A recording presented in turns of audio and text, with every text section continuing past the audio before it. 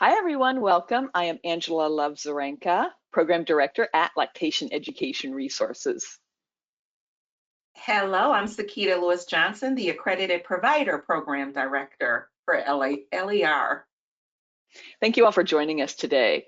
Just to give you a little bit of background on ourselves, I am a board certified lactation consultant, but I started out working in community support and peer support many years ago. I have worked in a community setting, a hospital setting, and in private practice. I have also served on various national and international boards of directors in order to support those who are providing the lactation care in their communities. How about you, Sekeita? Yes, thank you, Angela. So I am a board certified family nurse practitioner, IBCLC, and birth doula. My experience has been in maternal child for the past 20 plus years. Been a lactation consultant for over 15 years, which is incredible to me. I'm also a nurse educator. I've taught at schools and I've worked in the hospital setting as a lactation consultant, and I also work in private practice, and I still see clients. And so I'm excited to be here, excited to kind of share some of my experience with you, and hopefully to have some real talk with you. Great, thank you. So a little bit of housekeeping here at the beginning. So if you would like to ask questions and you are joining us today on a laptop or on your computer on a PC, you can find the question box right here where the blue arrow is pointing to. There you can put in any sort of question that you have, or if you have a comment. So if you'd like to comment, for example, on where in the world you're participating today, please click on this box which says questions, and you are welcome to let us know where you are listening.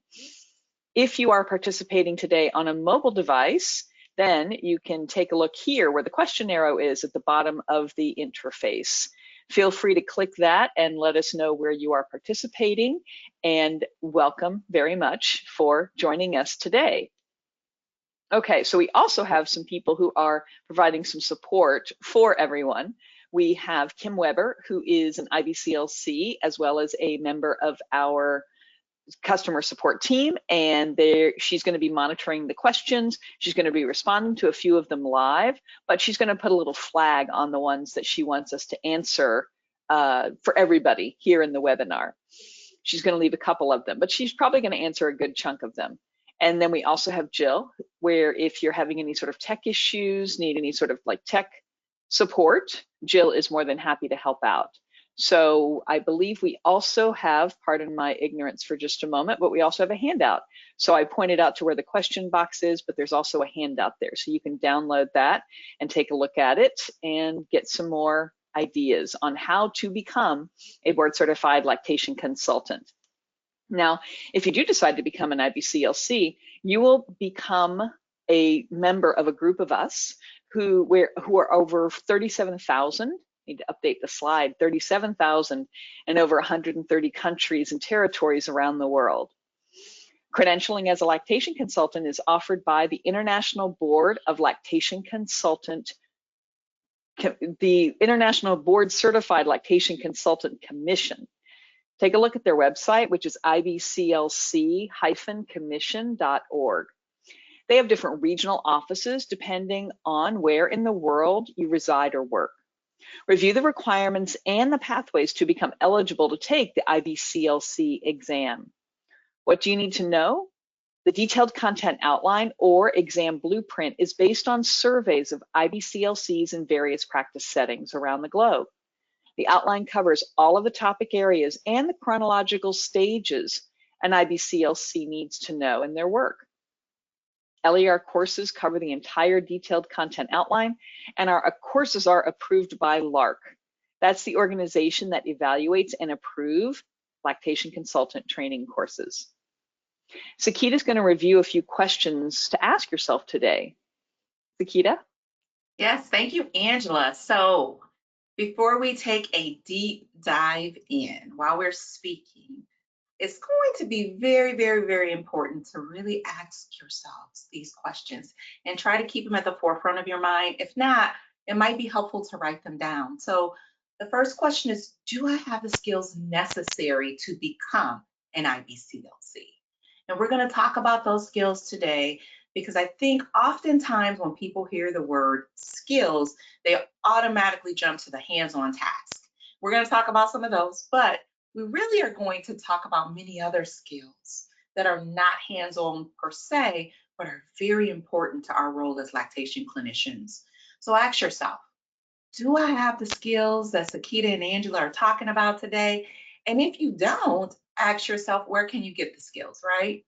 So after today, try to process these questions so that you can develop a plan that will help you get the skills that are necessary for success. So hopefully we're going to help you make sense of it, but don't worry if it does not make sense today. Some people need to hear it a couple times and this will be recorded. So just keep that in mind. So what makes an IBCLC? Competency. Competency, first and foremost, in any profession, skill, or trade is extremely important. And what it simply means is that you have the ability, the knowledge, the skills, and yes, the attitude to complete a task or a function successfully. So in any new profession, there's a growth track. There's a growth track from novice to expert. And novice means, yes, I have the foundational knowledge and some skills. And no, I haven't really seen it all. I haven't been there, done that. I haven't seen the gamut of lactation concerns that can happen. But it means that you are grounded in enough skill and competency to kind of back up and understand that sometimes we have to be in collaboration with other providers. So as you become comfortable in the field and as you continue to see people after you become a lactation consultant or an IBCLC, so to speak, you can become the expert in the field. But what's most important is that by the end of your training, you want to be confident that you are competent in your foundational knowledge and skill set. And that means that you decrease the risk of doing harm to families, because that is essentially, we don't want to do harm to families. And so to become competent means that you are really decreasing the risk that you will. All right, culturally appropriate and credible. Culturally appropriate, what does it mean? If you work in healthcare or anywhere around any type of health field, you might have heard the term culturally competent. Even in some business sectors, you'll hear that. Culturally appropriate is another word, and it can arguably be a little bit more fitting for where we want to be. And really being culturally appropriate starts with cultural humility. And cultural humility is defined as this lifelong process of self-reflection and self-critique. And it's really where we examine not only about other cultures, but we are really examining our own culture. And it starts with our own set of beliefs and our own set of cultural identity. And it's a lifelong process. Essentially, it's a process, sometimes can be a process of unlearning and relearning. Unlearning those things that that's been unconsciously inbred in us, and really learning and really being intentional about avoiding stereotypes, right? So, I have heard colleagues throughout my career say things like, oh, it's not in their culture to do X, Y, and Z. And I've heard it in various settings. And I'm like, sometimes I have to do a double take, because I'm like, what? Like, did you really say that? So we want to avoid saying things like that, really, because within cultures, there are subcultures, right? And so the first part of cultural humility is not really feeding into stereotypes, not making assumptions about what someone will and won't do based on their culture. And I won't get off into this, but there's a lot of studies that talk about who will and won't nurse their babies or breastfeed or chest feed their babies based on their culture. So we want to be careful that in this field, we really have to take a deeper dive, because you really don't know what someone will and won't do based on their culture unless they've told you, that particular individual person have told you this is what they're not going to do, and they have actually linked it to a cultural thing that they feel is important to them. So credibility. Are you a credible resource? When you are asked a question and you don't know the answer, how do you respond? as a person who has had experience in breastfeeding my children, it is so, sometimes you want to talk about your experience, sometimes you want to talk about what happened, but I'm going to say try not to do that as a clinician. You don't want to try to answer off of a whim or your own lived experience. And I'm asking this question because when someone asks you a question and you know that you don't know the answer, if you automatically start to discuss your experience, or if you automatically start to discuss things that are not steeped in evidence, you can really cause harm. And the first part of competency is right, not doing harm. So being a credible resource means that you are giving out information that A, coincides with the best evidence, and B, you really know what you're talking about. And then if you don't know the answer, it's okay to go back to a credible resource and to have tools in your toolbox that you can say, oh, I went to this resource and I have this answer for you. So the question becomes, do you know where to go find that resource? That's part of being credible, is knowing what's a credible resource and where to go get information. And just know we're not all walking, talking computers or dictionaries, and it's impossible to know everything. But you demonstrate credibility about being forthcoming, about saying, I'm not really quite so sure, let me get back with you. And then you check your resources in a timely manner, you get back with the person, and that exudes credibility. And one of the things that's so fundamentally important for you to understand is that if you lose credibility as a lactation consultant or lactation supporter, it translates to other IBCLCs losing credibility. So in order to protect the profession as well as yourself, your own credibility, please remember your resources, and that evidence should support the things and the information that you're giving out. Policy advisor and creator, excuse me. That's a couple of other things that we do as IBCLCs. As we advise on policy, we actually help create policies, we write policies. And when I say we help create, it sometimes means that we're just sitting at the table listening to the policy or reading the policy. So really, when we're talking about all policies related to clinical care, even as it relates to other policies that govern public health, remember to ask yourself, hey, do I have a skill set in policy? Have I ever written any policies? Have I ever been on any committees that have written policies? And that may not be your plight, and that's okay if it hasn't been, because guess what? Then you become a stakeholder. So if policy is your strong suit, yes, we need you. Yes, that's a key core tenet of what we do as IBCLCs. However, we are all stakeholders. And so we need everyone to just understand that when it comes to policies, that the language in policies matter, because a poorly written policy can end up with unintended negative consequences. And so if that's your thing and you already have that piece, great. That's a skill set that you already have. However, we all have the skill set of being involved and staying involved in our local coalitions who are doing this work. And that's another form of policy work, right? And then advocacy. This is really a chunk of what we do. Advocacy is a big, big part of who we are. It simply means that we publicly support or recommend a cause or a policy. So even if you're not a policy advisor, so to speak, you can be that person listening and learning how to create policies, and also sharing your perspective on that, and advocating for this justice lens on policies. Along with that becomes the problem solver and researcher. Problem solving is about 90% of what we do, because every family have their own concerns.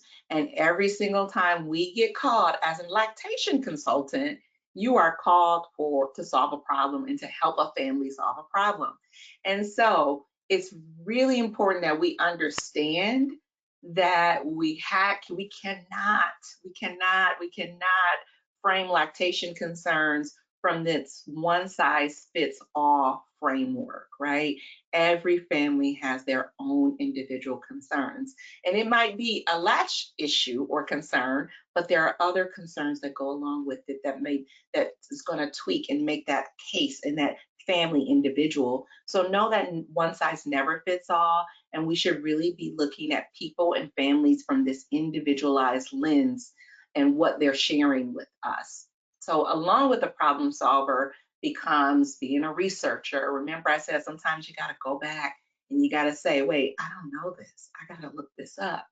And so you have to do that, right? There's two ways to be a researcher in this IBCLC land. You can be an actual researcher who carries out the academic and scientific research, or you can be a person whose job involves discovering or verifying information, and that's all of us. And I'm gonna just be frank. I started off telling you the amount of years I have. I still have to look things up. So yes, I'm not carrying out any academic research right now, but I am still a researcher because there are some cases I get where I have to put the brakes on and go look some things up. So let's remember, we're not all walking around with all these valid, reliable tools inside of our heads. Sometimes we have to go outside of our heads that will inform our practice so that we are really looking up and doing what's best for our families. High-level skilled lactation care. Sometimes I flip it around and I say skilled high-level lactation care, but they go hand in hand. When we talk about high-level lactation care, really we're talking about cases that are not the straightforward, not the most common cases. And it really means utilizing all of your critical thinking skills, all of your competency, all of the tasks, all of the things that you're going to be learning about the brain, about anatomy and physiology. And Angela will talk about some of these requirements a little bit later. But there is something called lactation acuity framework, and there's different levels. There's level 1, level 2, and level 3. And this work was started by Rebecca Mano. And so when I talk about high-level lactation care, I'm really referring to the framework, that particular framework. But if you wanted me to put it in like a situation, I'm talking about taking care of a family potentially who the mom or parent is in the ICU and perhaps might be intubated and might have shared that they do want and would like to lactate and provide human milk and breastfeed. Are you able to care for that level of client?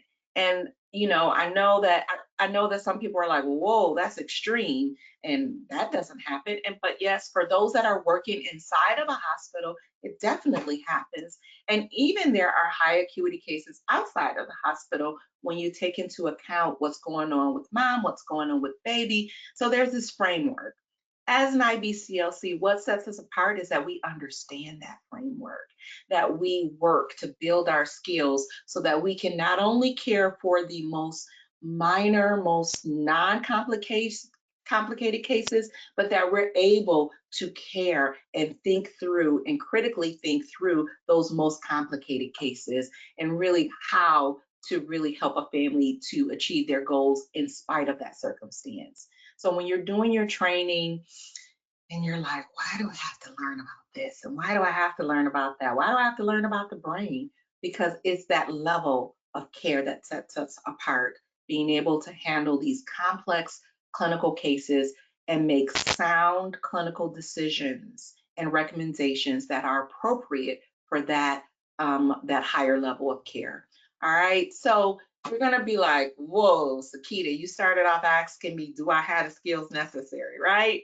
I'm gonna tell you right off the bat, seeing somebody in the ICU is pretty intense.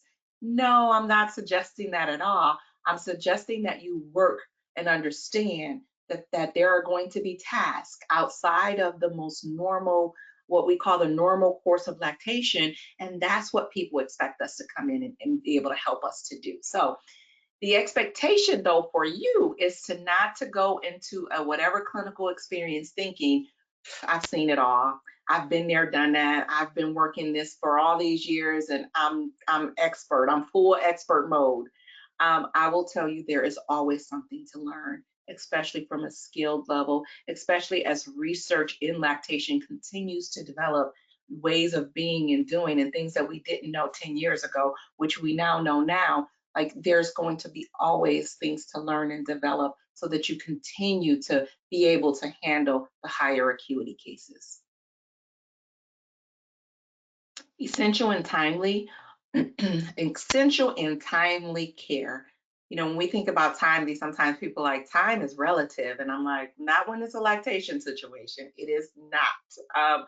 One of the things that we did find out during the COVID-19 pandemic is that essential became a buzzword.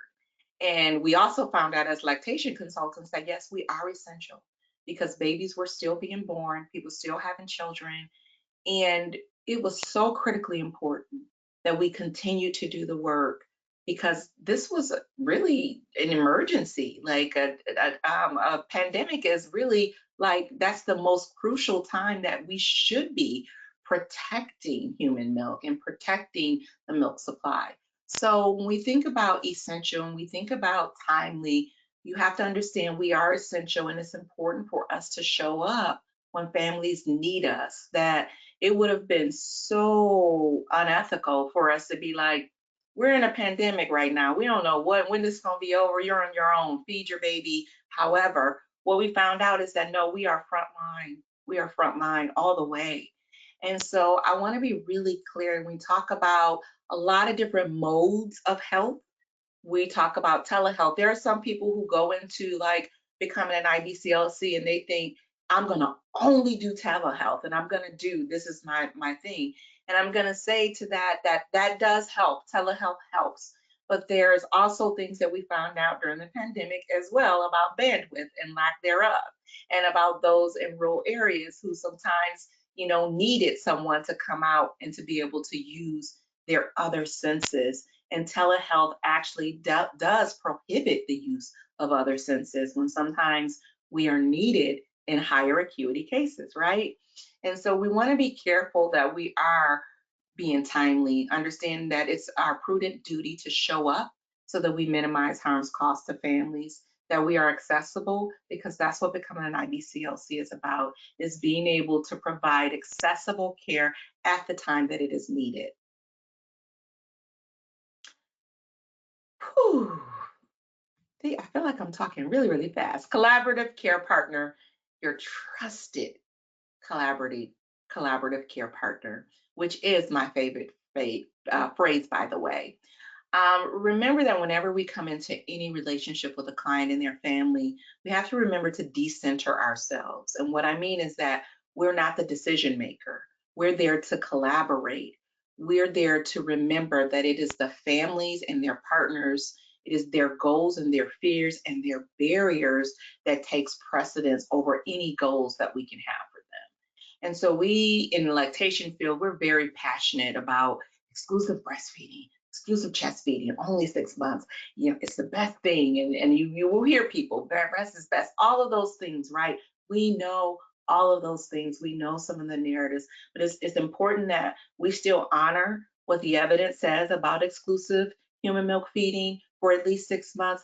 But it's also important that we still understand that we're collaborating in partnership and agreement, and that someone seeks our care and they tell us, oh, my goal is 3 months. It's like, okay, I'm going to help this be the best 3 months ever. I might still teach them about benefits, right? But I'm still honoring that they have set a boundary and a barrier and a goal for themselves, and it's not my role to overstep that. And that's truly how you become trusted. That's how you become trusted to do no harm, trusted to say, I see you as a person, and that's a skill set. Trust me. You have to kind of decenter yourself. That's a skill set. Trusted to be like, I see you. We're in this together. I'm not higher than you. I'm not even the expert. You're the expert on what you're going through. I'm collaborating to do what is best for you. And so just keep those things in mind, that when you go into clinical situations and you like, I've been doing this for this many years, I know this, I know that, I'm just going to do this and teach you how to do this. I'm going to tell you right off the bat, you will probably lose a little bit of credibility. Or when you go in and you touch someone without their permission, you're probably going to lose some type of trust, and that collaborative relationship is going to go out the window, right? And so you're there as a collaborative person, and that's how you become trusted. And that's, again, so crucial, and another skill set that we carry. All right, so everything that I've discussed, if you're in healthcare, you also may have heard the word patient-centered care. And that is defined as care that is respectful of and responsive to individual patients' preferences, needs, values, and ensuring that the patient's values guide all clinical decisions. So I've talked about culture, I've talked about care, communication, collaboration, all of that. Person-centered care is a skill set. And what I'm saying is, we talk about buzzwords, don't let this one become a buzzword. I've given some examples of care and how to really determine the acuity and the level of care that's necessary, right? I've given examples of how to collaborate, right? The cultural aspects that we should be considering. Those are all skill sets that we have to it's really incumbent on us to carry into any clinical relationship. So before you go on to Angela, I'm going to give you a few more questions and a few more things to think about, and hopefully you can process and reflect on these next few questions, because Angela is about to get into the nitty gritty. She is about to tell you the real nitty gritty of how to become an IBCLC. But while she's talking, other things you want to consider about your journey is, what are your current commitments? What is your job? What is your family? What is school life like? What is the current market where you are for lactation consultants? Where do you even plan to work at? Do you have any mentors in place? What are the requirements in the area for where you're going to be working or where you wish to work? And what does lactation support look like in your area, right? All of these things you want to be thinking about and asking yourself. Most importantly, how does the training and the clinical hours fit with my life? These are things to reflect on, so that when you start to develop your plan to become an IBCLC, you will develop this plan that will be sound and that it will help you to achieve these skills that are necessary. So good luck. Here you go, Angela. Take it away. Thanks, Sekeita. That's been really great. So now you have a few questions, and now you know where you need to go from here. And so now I'm going to talk about the actual pathway to becoming an IBCLC. And it can feel just a little bit complicated if you've done a little homework already, but we are going to provide you with this roadmap so that we can show you how we can help you with every step of the process. Okay, first thing you need to do is choose a pathway. We're going to come back to this in just a minute. Each pathway has three components. There's the education piece, the clinical hours piece, and then getting ready to take the exam. Okay, first part, health sciences education under education. So the health sciences education is the typical education for healthcare providers.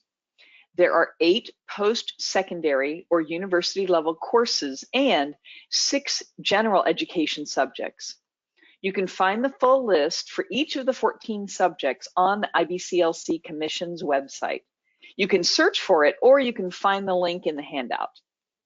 Now, the 8 university level courses are, and you don't need to write these down, they're biology, anatomy, physiology, infant and child growth and development, introduction to clinical research, nutrition, psychology or counseling skills or communication skills, and finally, sociology or cultural sensitivity or cultural anthropology.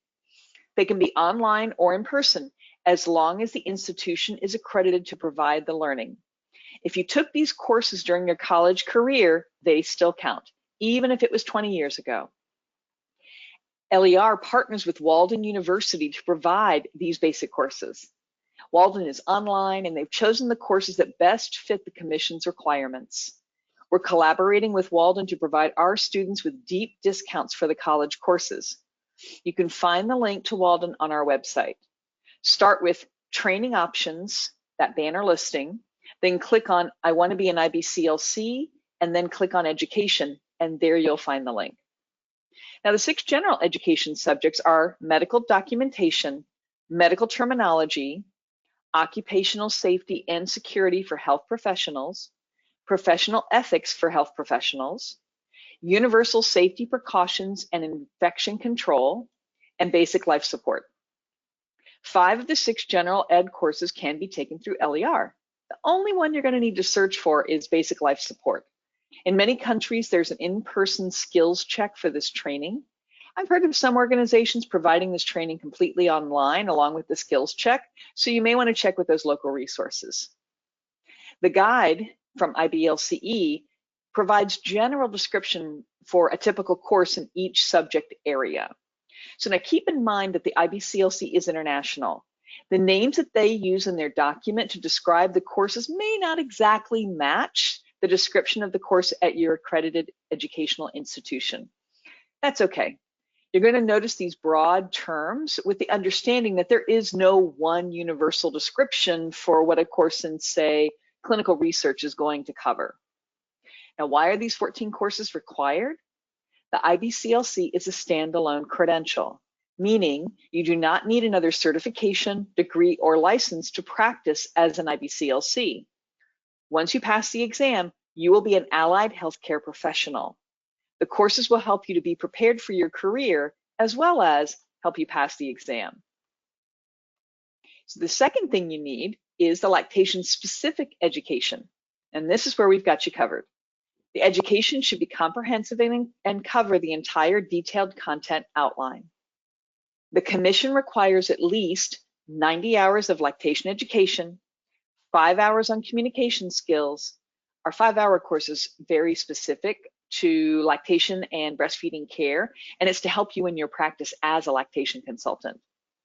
And the third requirement for this lactation education is the IBCLC now requires a 2-hour course on the International Code of the Marketing of Breast Milk Substitutes. It's also known as the WHO code, and it's updated and relevant to your work as an IBCLC. So the third thing is the clinical hours. That is the lactation-specific clinical hours. It can be in-person consultations, telephone consultations, or online breastfeeding and lactation care that supports breastfeeding families. It also includes lactation assistance to pregnant or breastfeeding clients and lactation education to families and/or professionals. Now, these hours, these clinical hours, need to be obtained in the 5 years immediately prior to applying for the exam. So how many hours do you need? Well, now that depends on your pathway. So as I said, the clinical hours need to be accrued in the 5 years before you apply for the exam. So pathway 1 is for healthcare professionals and those who provide breastfeeding support through an IBCLC recognized breastfeeding support counselor organization. Healthcare professionals include, according to IBCLC, physicians, nurses, midwives, dietitians, physical therapists, speech pathologists, and others.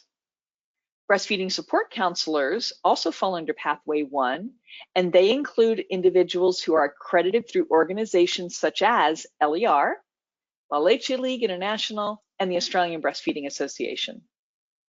Pathway 2 applicants must complete a comprehensive academic program in human lactation and breastfeeding through an accredited university program.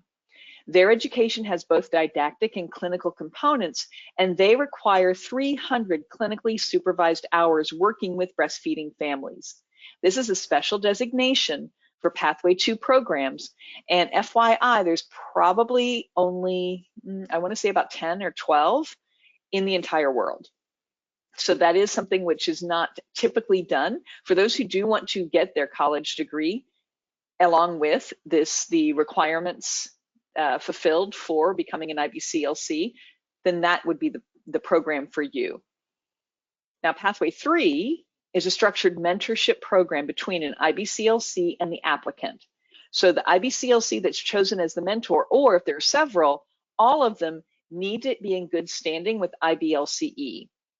So those who choose this pathway must have their program pre-approved by IBCLC before they can begin to accrue their clinical hours.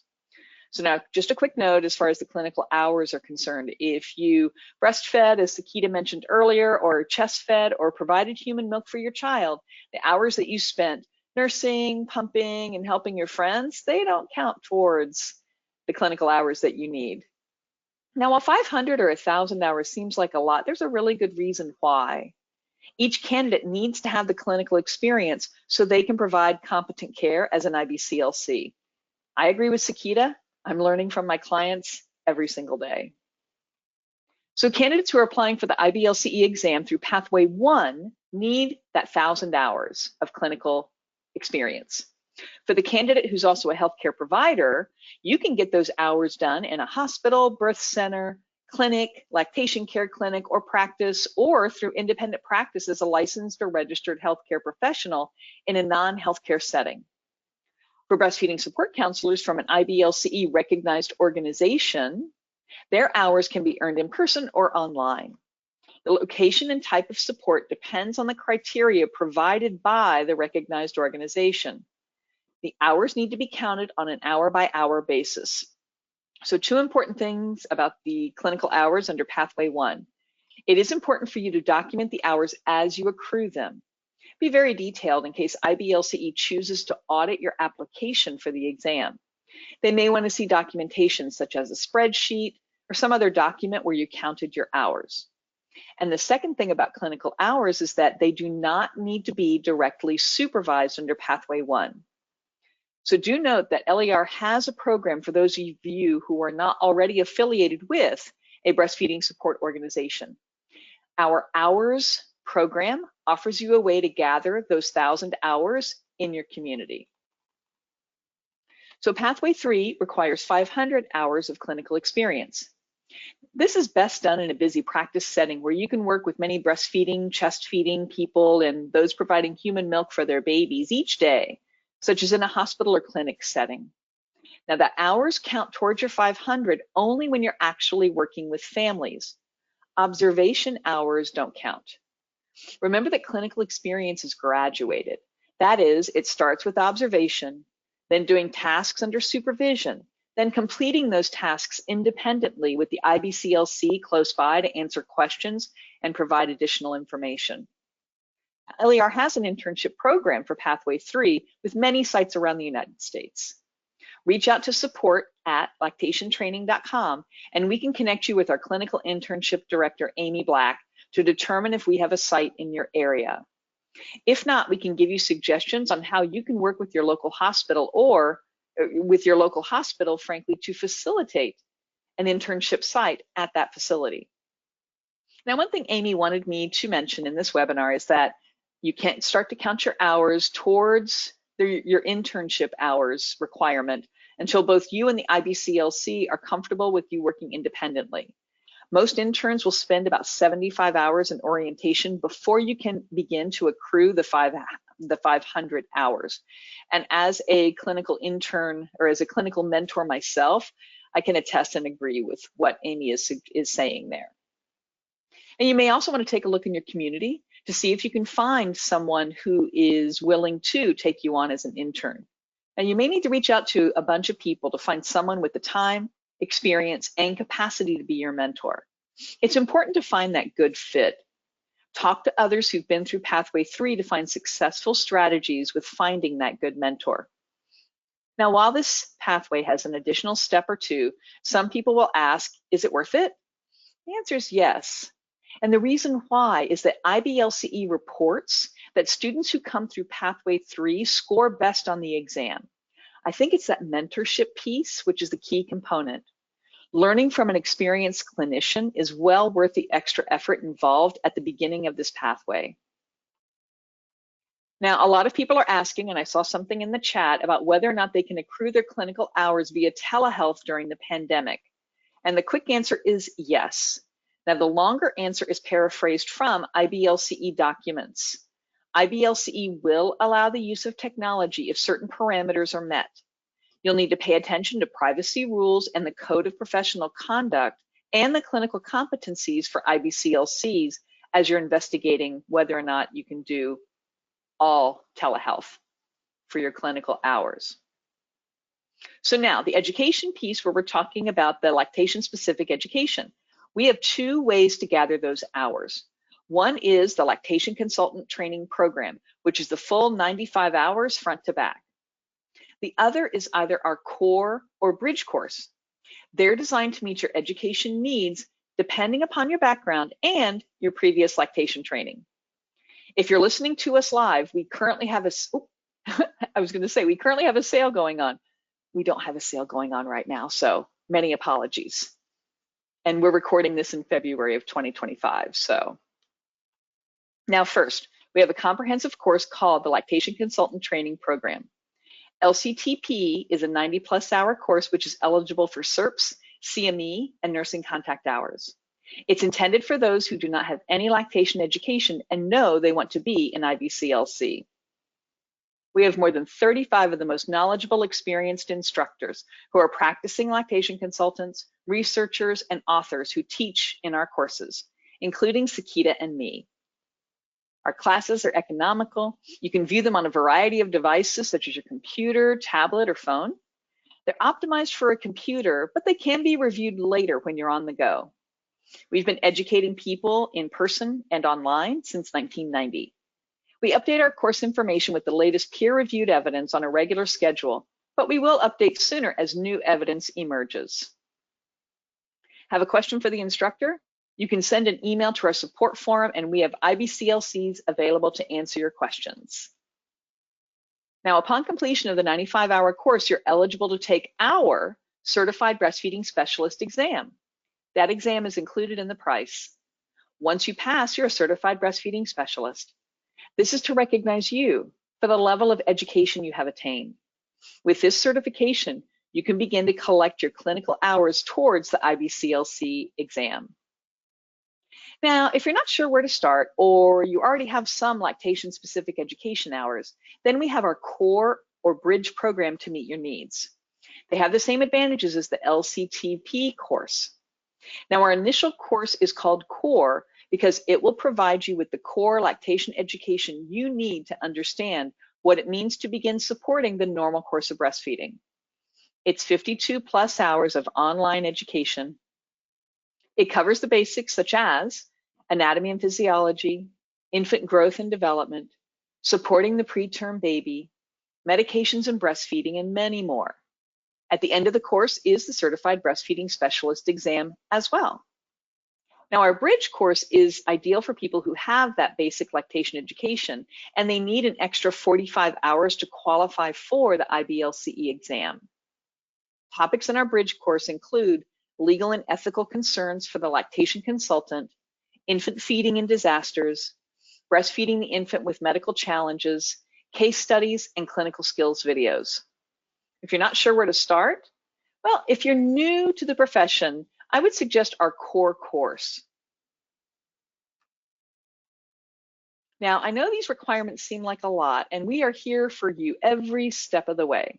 If you have questions about the pathways that don't get answered here today, please make sure to reach out to our friendly customer support department. As I mentioned, many of our team are IBCLCs, and they know this process inside and out. LER has 3 ways for you to earn your education depending on your goals and where you are right now in the process. If you have questions about what would be right for you, again, our customer support team is here to help.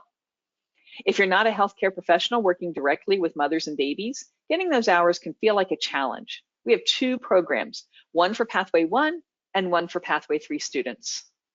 And when you're ready to take the exam, LER has you covered.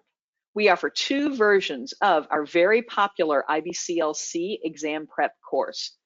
Both use LER QBank, which is a comprehensive system including practice exams, photo flashcards, anatomy flashcards, a study schedule, and a lot more. For those of you who take our 95-hour course, we include a discount to our exam prep course. Our 90-hour course, as well as core or bridge courses, are available in Spanish. Capacitación en Lactancia is our website, which provides the same high-quality education found on LER in Spanish. At LER, we believe that access to high-quality lactation education should not be limited to those who live in countries with high incomes. We recognize that in many parts of the world, the relative purchasing power of a local currency may make the cost of lactation education inaccessible. As part of LER's commitment to increasing access to lactation training worldwide, our pricing is adjusted according to the student's country of residence. In alignment with our continued commitment to diversity, Lactation Education Resources is proud to announce our Rising Tide Lactation Equity Scholarship programs designed to increase the number of Black and Latinx and Hispanic IBCLCs in the United States. We recognize that one of the greatest obstacles to entry into the field is access, specifically demonstrated by financial barriers. LER will remove that barrier for Rising Tide Scholarship awardees. We alternate these scholarships every year. In 2025, we will host our Juntos Triunfamos Scholarship. You can find out more information on our website, lactationtraining.com/rising tide. Our team is here to help you now and in the future. We have tech support 7 days a week. Get your questions answered by experts in the field, and we can provide you with ongoing support for the next steps in your career. For example, sometimes students will reach out to us and have questions specifically to our instructors, and if we can't answer the question, we'll reach out to the instructor and make that connection. Also, there was another student there was a student who was actually working on a policy, and we were able to connect them with the appropriate folks so that they could get more information about how to create a policy for their specific practice setting. So as I said, we're here to support you throughout your journey. Now, the fun part. What sort of questions, Sekeita, do people have for us today? Let me take a peek here. Yes, Angela, thank you. So we have a lot of questions, actually. The first question is, hi from Florida. Speaking of the pandemic, is working remotely as an IBCLC common? And I will answer that by saying telehealth has become quite common in IBCLC land, absolutely. And so it just depends on if you want that to be your entire practice and nothing else, then I don't know really kind of how that works out financially speaking or goal wise, but it definitely has become extremely common to work, to do telehealth, a lot of telehealth. As a matter of fact, there are sometimes I can say that after I do an in-person consult, some of my follow-ups don't necessarily need to be in person. Depending on what the issue was, my follow-ups are sometimes now telehealth instead of going back into the home. So it's just depends on the situation, but it definitely is common. Angela, you have anything to add? Yeah, and I was also going to add that, but it's still important to have resources in the different communities for the families that you serve, right? Because there's always a time. I was literally communicating and supporting a family last week, and there was something that just didn't feel right. And I was like, I think you need to see someone sooner than me in order to get this evaluated, because it just wasn't, the baby wasn't gaining weight, and the pediatric provider was fine with it. And I'm like, I'm really uncomfortable with this. So indeed, it's good to have those resources in different communities. And I've been known to reach out to folks. I can reach out to Sekeita, who's good in your community, so that I can forward, if not you, of course, but who can I forward a client to? So that's important. Yes, thank you for adding that. Absolutely, Angela. Next question, do CBS qualify under Pathway 1? Angela, you want to touch base? So CBSs do qualify under Pathway 1 if you are part of our hours program. So once you finish the training as a CBS, then reach out to us, and you can find HOURS. So you can find our hours program and you can apply. And I will say that the application is relatively, I'm not going to say that it's easy, but it's going to have you flex your muscles on creating a care plan. And so you get to choose between, I think you choose 3 out of 6 scenarios, and you choose a scenario and you take a look at the information, and then we ask you to come up with a care plan. And then we give you more information and we ask you to come up with a care plan now. And so the reason we do this is so that you can sort of like start to feel more comfortable with, how do you present a case? How do you present a care plan? And what are your references when you're doing this, so that you can start to learn that sort of feel for, how do I do this? How do I continue to support families? How to make sure that there's an actionable plan in place? And what are the measurements? How do I know if the baby is doing okay, if the parent is doing okay? So we ask you to sort of flex your muscles after you take our training. So yes, you can. And actually, LER is unique in this space in that CBSs can use their clinical hours in their community in order to count towards the IBCLC exam. Is there anything else, Sekeita, that I missed? I do want to just clarify, CBS for the hours program is only the CBS that is through Lactation Education Resources.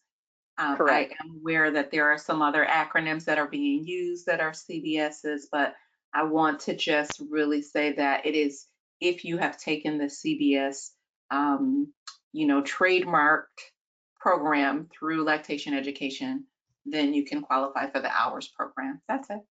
Yep, that's Yeah. it. All right. And there's a reason why. Go ahead. The reason why is because we know what training you've had, right? In other words, there's a lot of other training that's out there. And, I have been surprised by what I see, most of the time, but for sometimes I'm like, I'm not really sure about that. So since I don't know it, since we didn't create it and develop it, that's the reason why. So The other piece is that we are LARC approved. It is an accreditation piece. And I know yes, that our program has met and meets the rigor of our accrediting bodies. And so I want to be real clear, like we're not just poo-pooing anybody else's stuff, but we know that our stuff is accredited, through many governing agencies. And so we're meeting the standards of, for example, the nursing accredited accreditors, IBLCE, LARC. We also have some medical, continuing medical education credits, and so continuing education. So I just want to just kind of like, plug that this is not to say that, other folks stuff, but our stuff is accredited. So just wanted to say that. true. All So I'm right. seeing this question here, Sekeita, and I'm not sure how to answer it. Okay. This person is in Oregon, and they say, does the birthing advocacy doula training lactation education credit hours count towards the lactation hours in Oregon? And so I'm thinking the lactation education credit hours, so it may count towards becoming an IBCLC, but I'm really not, I am familiar with this program, and so I'm not really sure what the right answer would be. Sekeita, do you have a thought? I think that the number of hours, so for example, most doula programs, you have to have a certain amount of hours that you have of lactation. So your lactation specific education, which is probably either between 4 to 8 hours, I'm not sure. But that's the only time that would count. It's the lactation specific education. You could use those hours for your education, not necessarily your clinical piece, but your Right, education. And the I hope lactation that I'm education. answering, the question as it's intended, but yeah. Yep, that's true.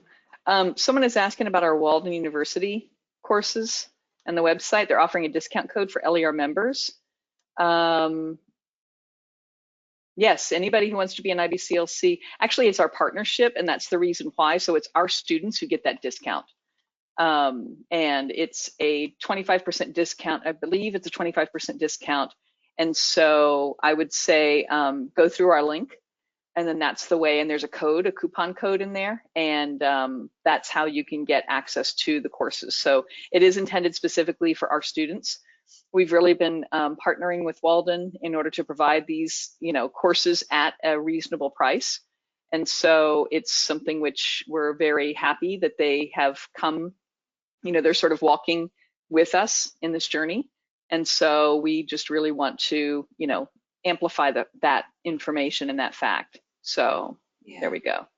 There's another question. Says, I'm based in Austin, Texas. I have no experience in healthcare. Read online that I can become an IBCLC without a degree in nursing. But looking at the job portal, all of them says nursing degree is a must. Will that be a problem to pursue in this field? It's not a problem to pursue this field. However, I will say that there are some hospitals who do have that as a requirement. And I'm going to say that there are other hospitals that do not, or healthcare places that do not have that as a requirement. And it's really interesting to me, quite frankly. I am a nurse, and this is the most interesting thing to me ever, because what I do know and what I understand is being a nurse is not synonymous with being a lactation consultant. And just because you are a nurse, it does not make you a better lactation consultant. And yes, I am saying that as a board certified, doctoral prepared nurse. I'm saying that, and I mean it wholeheartedly. I've been working in maternal child health for over 25 years, and I've seen a lot. And managing a clinical situation as a nurse is totally different than being able to get a holistic view of infant feeding and the expertise and the clinical hours that is required to be able to critically manage an infant feeding diet. It's not synonymous. As a nurse, I did not get curriculum built in lactation education whatsoever. In this country, in the United States, and I can't speak for anywhere else, in this country, nursing does not have a built-in lactation curriculum. It does not. The field of nursing does not. I did not get it, and it still doesn't. And I can say that because I've taught at a college, right? So I know these things to be true. But yet, there are these external barriers. And I'm going to say that as we continue to push advocacy to what lactation consultants do, who we are, that more and more, and it is my hope that more and more, that these leaders will understand that they are not one and the same. The training that a lactation consultant and the rigor and the clinical hours that we have to go through, especially if you don't have the nursing background in some instances, it is very critical. And sometimes there is the unlearning and the relearning. And so hopefully as we continue to do that, you will see that more places will begin to open their doors to IBCLC as a standalone credential and profession. I will get off my soapbox on that right now.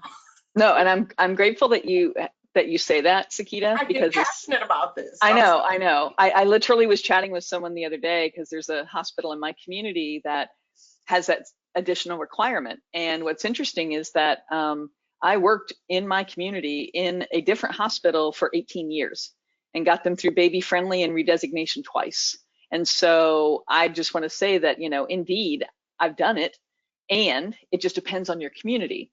The majority of facilities in my community, I live near Washington, D.C., the majority of the facilities in my community do have folks who are IBCLCs who are providing lactation care and don't require an additional credential or certification. So that's an important thing. As Sekeita said, those questions, that's an important thing to know before you start.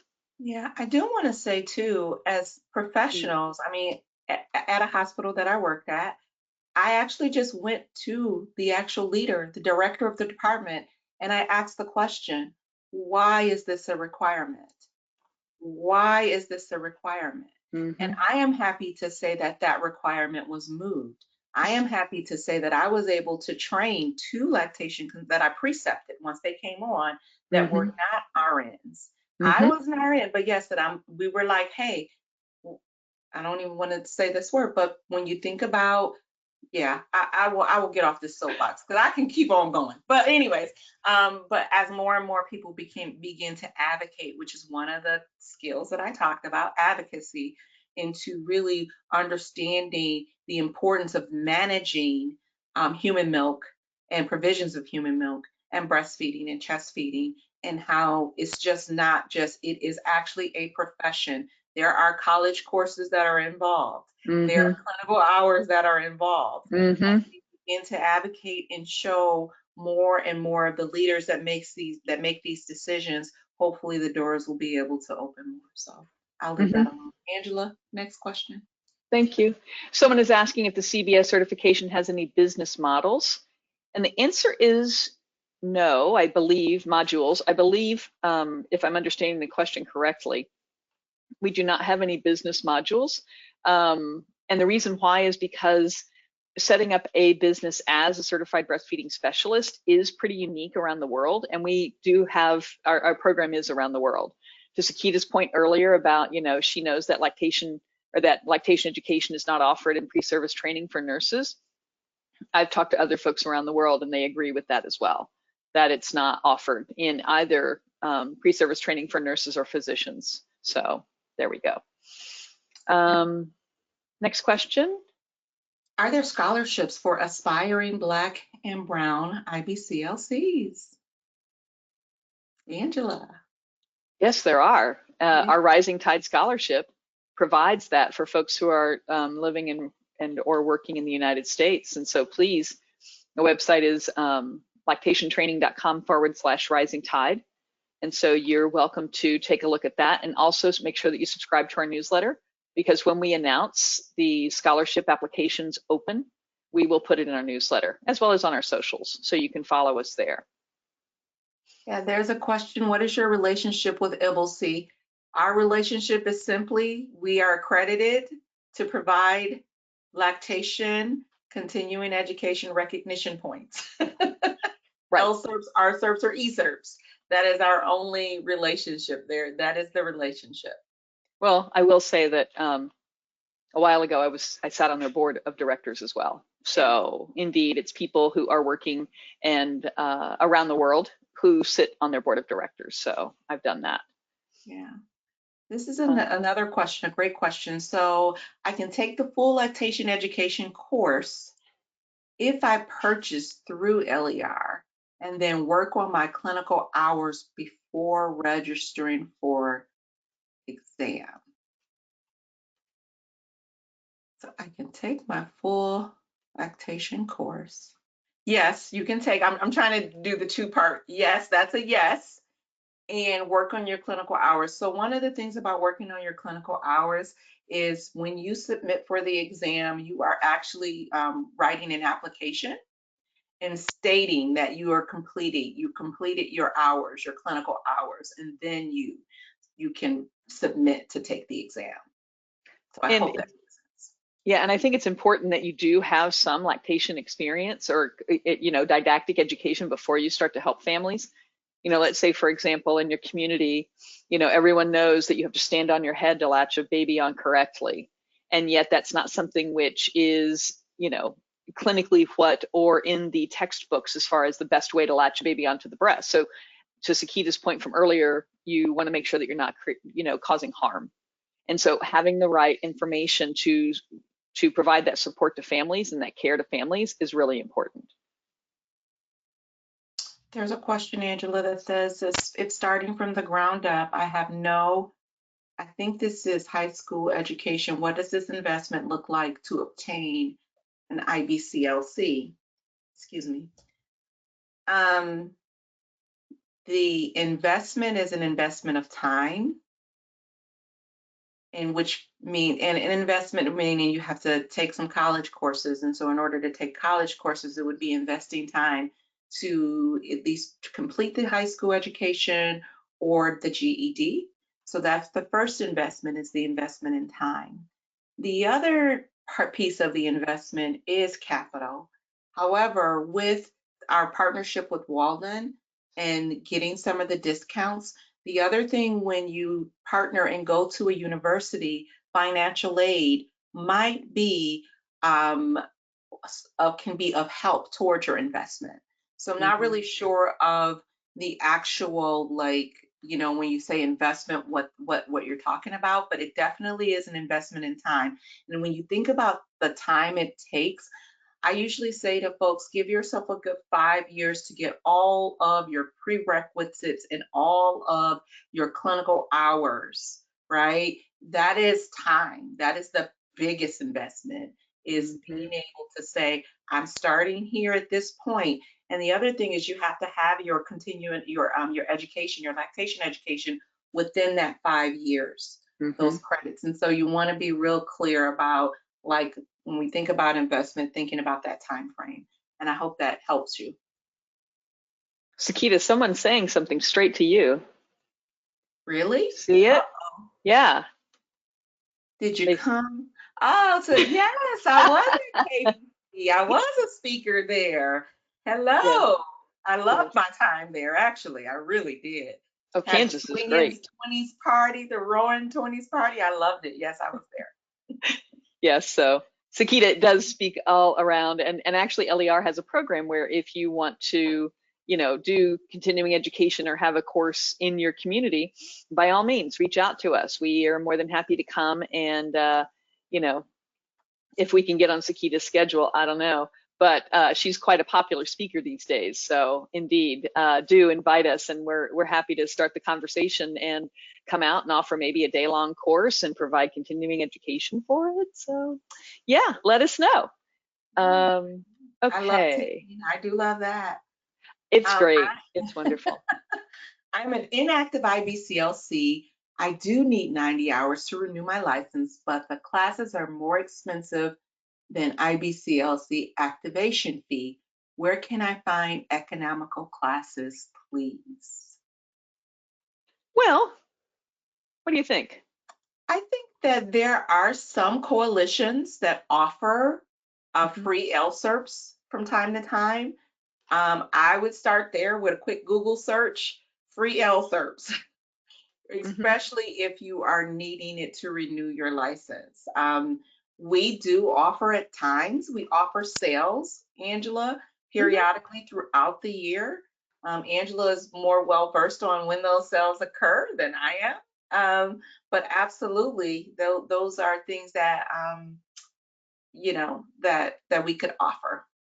And I would say, the coalitions is really a great one. The regional, your province, your state, or international organizations, national or international organizations, they do have SERPs. The one thing though is that if you're doing it where you're looking for like free stuff or low cost stuff, you want to make sure that all of the topics that you're reviewing cover the detailed content outline. So in other words, sometimes you'll take a class on, let's say, tethered oral tissues. Well, that is part of the detailed content outline, but it's one line of this, 6-page document or 7-page document. So it's really important that you ensure that you're getting that comprehensive education. And that's why at LER, we provide you with that. So you don't have to worry about it. You don't have to think about it. Oh, was this covered? Was that covered? We've got you covered. Is there There's anything another else? question, Angela. I'm a medical doctor, and there is not a lactation curriculum in medical school outside USA also. I know. But what I will say, and what I have been most happy about, because is the American Academy of Pediatrics have a new residency. They have a curriculum for their residents now that has lactation, that's lactation specific. So as we think about like medical school, hopefully it will start to catch fire in the medical realm of just the holistic field. Because let's be honest, even if you work in the ER as a medical doctor, you are going to encounter someone who is providing human milk for their infant, right? Yes. So thank you for uplifting that. And that's a part of our advocacy too. And thank you for being a medical doctor, because you will be the champion in getting this curriculum in. Yes, please. Yes, there's a lot of people working on this, and it's really going to take all of us working together to ensure that we've got that pre-service training around the world. Yeah, it's going to take a doctors, because doctors listen to doctors. Let's just be real. This is real talk, Angela. Sorry. Okay, you're right. You're absolutely right. So that's good. Yeah, so it's really great. We've got folks here who are speech language pathologists who are doing this. There's a physician in another country. I'll go ahead and call it out, Bosnia Herzegovina. Welcome. Other people who are, have taken a break from their career and they want to go back and do this, this is great. The college courses that you had even back in the 90s or something, which are going to count, providing, it looks like for a lot of folks who already have that degree or license, it sounds like the Pathway 1 is probably going to be best for you. For those who are CBSs, our Pathway 1 or Pathway 3 would be a way for you to get your clinical hours. So that's great. And as far as how you track your hours, the IBCLC Commission does have a clinical practice calculator is something that you can use. So indeed, you can sort of gather your hours. You don't have to provide that privacy, that protected patient information in that document to count your hours, but you do need to go hour by hour. Like, today is 11 February, spent 3 hours, supporting a family or something like this. So you do need to make sure that you're tracking it. And someone is asking, does LER have a program to help students find a mentor? Absolutely. So reach out to support@lactationtraining.com. And if we have a mentorship site, we're more than happy to connect you. If we don't have a mentorship site in your community, we're going to give you some tools and some ideas on how you can approach those local facilities and see if we can forge some sort of a relationship so that you can get those hours that you need in your community. And I know plenty of lactation consultants where they have their internship somewhere and then they get hired because they know the skills that you have earned and learned, and they want you to be a part of their team. So there's one right that I want to answer, and it's about living in a rural healthcare designation area. And it's talking about assessing the local market. And I'll read further. It says, how do you even go about determining if there's a viable career in your area? I live in a rural healthcare designation area and have talked with nurses at the hospital. They don't have an IBCLC there. There are no private practice IBCLCs within 45-minute drive, and only one pediatrician in my town sees newborn babies. I don't want to do telehealth. And I'm going to say this is the thinking outside the box, but if I can just share anything, it would be to develop a relationship with that pediatrician and come in, get some of your foundational knowledge as a CBS or something like that, and be able to start to see and partner with this pediatrician in a way so that you can start to get your clinical hours so that you will be the IBCLC within your area, right? Because there's so many disparities in rural areas. And as I think about that, the partnership and what that would do for that pediatrician's office too, it might be, that pediatrician might be like, yes, come nice on. little win-win, So, yes. yeah, so I just wanted to answer that. All right. I agree. And we can, and once again, I know a lot of folks who do work in rural health as well. Sekeita, I know you do too. And so, and we, are connected there. So, I mean, there are ways to do it, and we can connect you with folks as well, if you'd like. Angela, if you could just reiterate the Rising Tide Scholarship, because there just needs to be clarification, and can it apply for Hispanic expiring IBCLCs? That's the question. For Hispanic expiring, it is intended for, that's a good question. It is intended for initial certificates. We do not have the parameter there for expiring IBCLCs, but go ahead and reach out to us, support@lactationtraining.com, and let's. I'm sorry? Aspiring. It says, is the Rising Tide Scholarship only for Black, African American, or can it apply to Hispanic aspiring IBCLCs? I'm sorry. Thank you for giving me all the words. I apologize, I didn't quite hear it. It's a little noisy here. So yes, it is for aspiring. So Rising Tide is for folks who identify as Black or African American in the United States. The Juntos Triunfamos is for folks who speak Spanish and or identify as Hispanic or Latinx in the United States. And so 2025 is going to be the Juntos Triunfamos Scholarship. And so by all means, do keep an eye at our newsletter and our socials, and we will be announcing it when it opens. Yeah. We were just talking about that last week, weren't we, Sekeita? Yes, we were. Are our courses self-paced? What is the typical average time frame for completion? Our courses are self-paced, which is the great thing for adult learning. The typical time is really, hopefully you can complete it within a year, because that's usually the amount of access that you have for our larger courses that are larger than 45 hours. The reason why I'm saying hopefully you can finish it, because we know that sometimes when it's self-paced, we have a tendency to just delay, and then try to hurry up. And so they are self-paced for adult learning principles, but the time frame is usually 1 year. Yep. So we do, and most folks are going to get done, even with the big courses, they're going to get done if they set that schedule for themselves and make that commitment to themselves, they're going to get through it in about 4 to 6 months. The 54-hour course, we usually say 3 to 4 months. So it just depends on, life and lifing and, what's in your schedule. Yeah. Is there a high demand for lactation consultants? What does it look like for income working as a consultant with hospitals versus individual clients?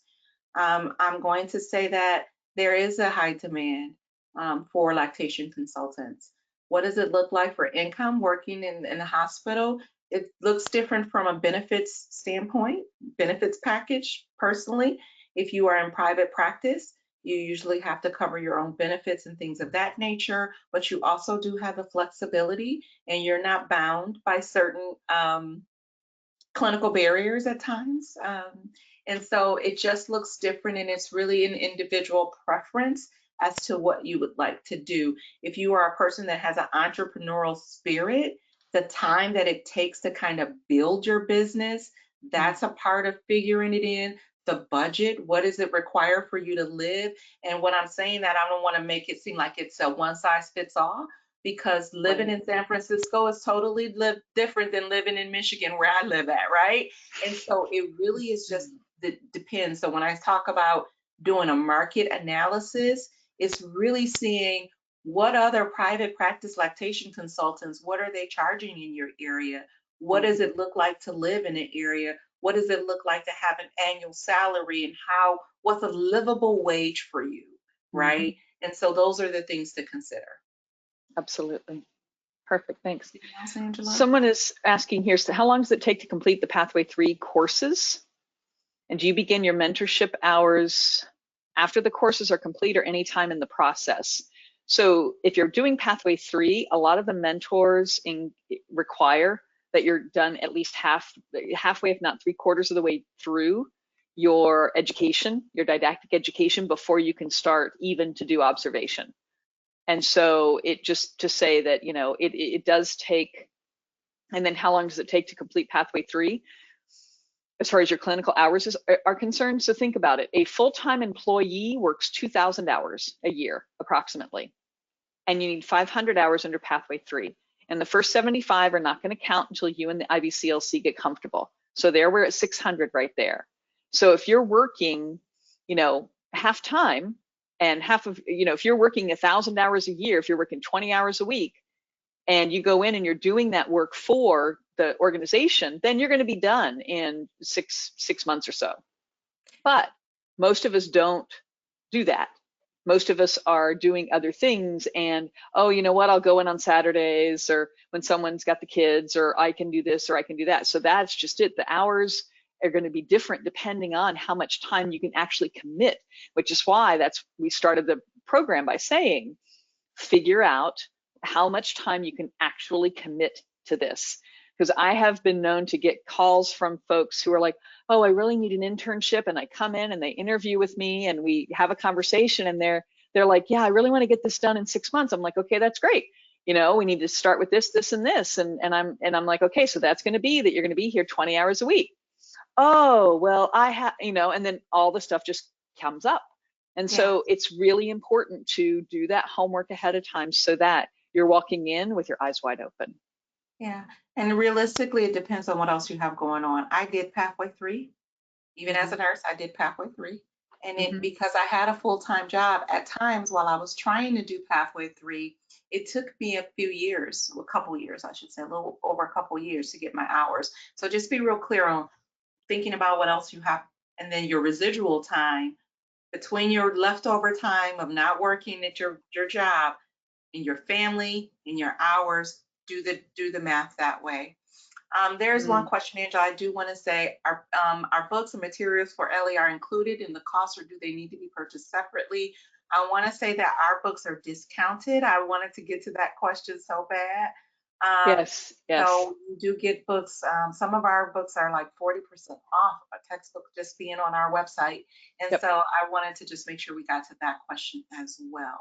Yeah, we do negotiate discounts for everybody. So and so do, you know, come to our website, go to our bookstore, and you can click on any of the links, and that way we'll get you that discount for you. And one last comment, someone is a maternal professor at a university. This person builds in an hour of basic lactation because they're an IBCLC, and we are correct. Lactation is not usually built in the nursing curriculum because it's not on the nursing boards. And so there you have it, another testimony to, yes, it's not something which is in pre-service training. So yes. Good. One more question just came up, Angela. I see that. IBCLC work typically flexible. I'm a nutritionist and would like to do this on the side. And yes, it is flexible because I do my lactation consulting on the side. as That's well. right. We both do. Yeah, we both do. Yeah. So indeed, it is something which is flexible. You've got to get, you've got to feel comfortable in doing it first. So, it may be pretty intense for a while. And then once you're feeling comfortable and confident and you're building your client base, then you can sort of do it, kind of here and there. So, what is this? Do the hours spent on this course also count towards OT continuing ed courses? Occupational therapist. So I would say check with your board. Our content is accredited with ANCC, nursing contact hours. And so if the OT board accepts, for continuing education accepts ANCC, nursing contact hours, then usually it's an easy enough thing to transfer it into that system. Is that your understanding too, Sekeita? Yeah, I think that sometimes other professions will have this multidisciplinary like way of kind of saying, yes, these credits, we will accept these, and no, we won't accept these. And so Right. I would only know if they were to go to their own governing body to Yeah, see if they can translate those. Yeah. that's good. Yeah, Do lactation lactation? classes offered through insurance, such as Aeroflow, count for any type of credit.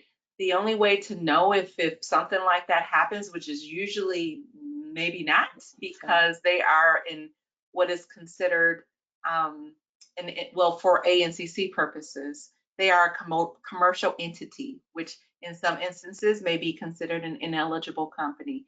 So when we're thinking about lactation classes, you have to make sure that there is some type of continuing education content. And what that means is that the presenters for that content, they have no relevant financial relationship. There's no conflicts of interest. Right. And so you want to make sure that they are going to give you those credits, because if not, you can receive a certificate of completion for taking that course, but we'll look at Aeroflow. Wait, what is this? That Right. may not count, right? And that all has to do with the international code and a lot of other conflicts of interest that exist when we're talking about commercial entities. That's a good one. That's a good one. That's why you Yeah. need that course on the WHO code, right? To find out what that means. There's a lot, but I love, you know what? This group has been a live group, Angela. Like, Thank one you of our all. This members is was like great. crickets. And Yes. so it seems like there are people who are really interested in trying to figure this thing out. We are here for you. You can always email our phenomenal support team. And when I Phenomenal say support team. phenomenal, our customer service is like top notch. In a world where customer service seems to be lacking, not us.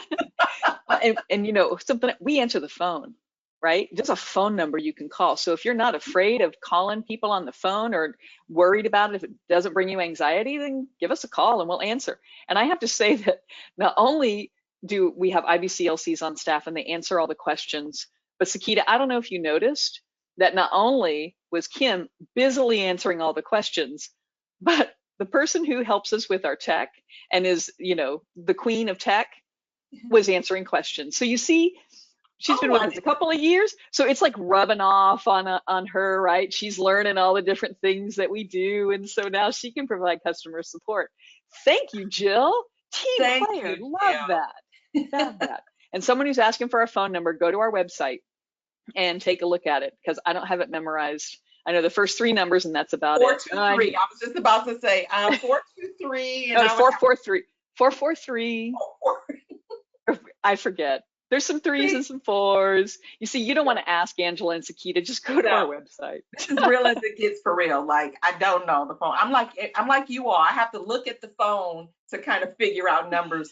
It used to be where I could remember, but no, That's technology it. has ruined it for Oh, us. look, Jill did it. Jill did it. 443-203-8553. And we have a WhatsApp number that's coming soon. So you I can love connect with it. us via WhatsApp as well. I love it. Anyway, this has been great. Thank you all very much for this delightful day. Really Yes. appreciate your time and your engagement, and let us know what we can do for you. Yeah. Best wishes to all of you. Congratulations on the start of your journey. Bye bye. Bye, everybody.